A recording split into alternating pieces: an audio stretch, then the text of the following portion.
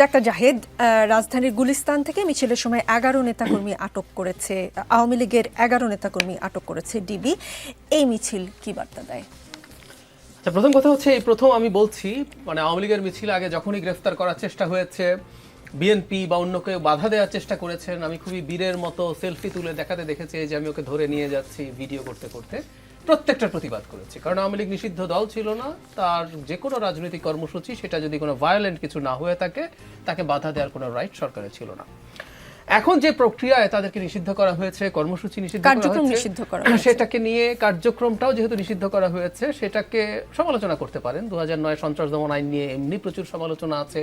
তার মধ্যে কার্যক্রম নিষিদ্ধের অপশন ছিল না, খুব তাড়াহুড়ো করে ওইটা অ্যামেন্ড করে ওটার একটা অর্ডিন্যান্স দিয়ে করছেন। সো আইন বা প্রসিডিউরের প্রবলেম আছে।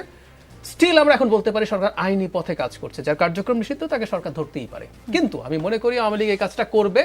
আমি একটা পত্রিকার একটা রিপোর্টে দেখলাম, ভারতে যে আওয়ামী লীগের লোকজন পালিয়ে আছে, সংখ্যাটা হিউজ, স্ট্যাগারিং, প্রায় 1.5 লক্ষ বিভিন্ন পর্যায়ের নেতাকর্মী। ভারত সরকার এদেরকে দেশে পাঠিয়ে দিতে চাইছে, এবং ফানি ব্যাপার হচ্ছে শেখ হাসিনাও চান তারা দেশে আসুক। এর সাথে এই মিছিলের যোগসূত্র খুঁজে পাওয়া যাবে। শেখ হাসিনা চান তারা দেশে যাক, মিছিল করুক, তারা কোনো না কোনো জায়গায় কোনো ধরনের স্যাবোটাজ করার চেষ্টা করুক। এগুলো যতই করবে, এই যে আপনি ধরলেন, এতে সরকার এখন বলতে পারে ওটার কর্মকাণ্ড নিষিদ্ধ, বেআইনি কাজ করেছে। বাট স্টিল আওয়ামী লীগ যে নিষিদ্ধ হলো, এই আলাপটা শুরু হবে।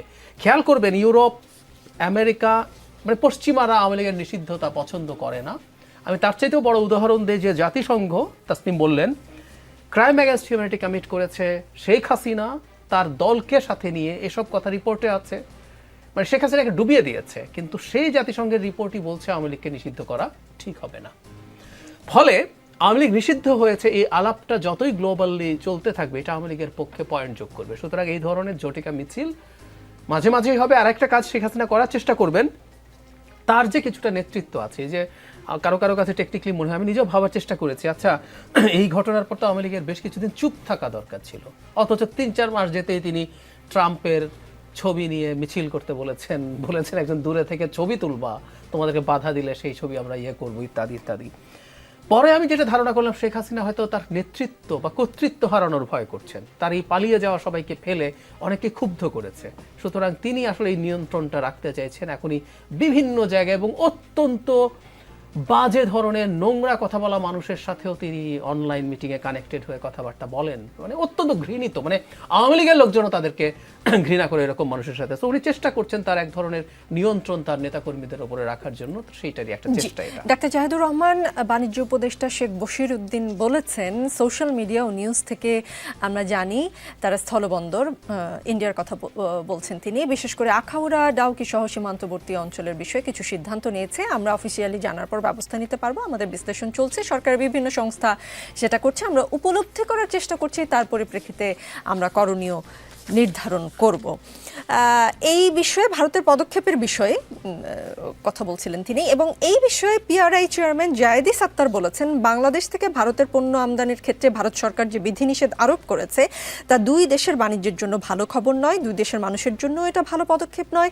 এতে আঞ্চলিক বাণিজ্য বাধাগ্রস্ত হবে। ভারতের এই বিধিনিষেধের ফলে এখন আমাদের বাণিজ্য ব্যয় বেড়ে যাবে, কারণ এখন অনেক পথ ঘুরে ভারতে পণ্য রপ্তানি করতে হবে। আগে সহজে বিভিন্ন স্থলবন্দর ব্যবহার করে দেশটিতে পণ্য পাঠানো যেত। সেই সাথে তিনি বলেছেন যে ভারতের সঙ্গেও আমাদের উইন উইন বাণিজ্য পরিস্থিতি ছিল, এখন সেটা ক্ষতি অবস্থায় চলে যাচ্ছে।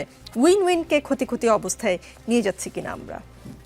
ভারত নিয়ে যাচ্ছে ফর শিওর, এবং সম্ভবত এই ধরনের একটা পদক্ষেপ একটু হালকা ঢঙ্গে যদি বলি, মানে পাকিস্তানের সাথে তার এক ধরনের ডিজাস্টার হয়েছে বলে আমি মনে করি।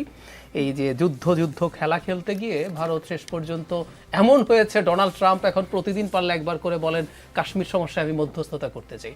অন্তত 8 বার বলেছেন তিনি এখন পর্যন্ত, যেটা ভারতের সবচেয়ে বড় একটা রেড লাইন। তো তারা বাংলাদেশের সাথে তার যে ডিপ্লোম্যাটিক প্রবলেম ছিল, সেটাকে সে আবার এগিয়ে নেবে।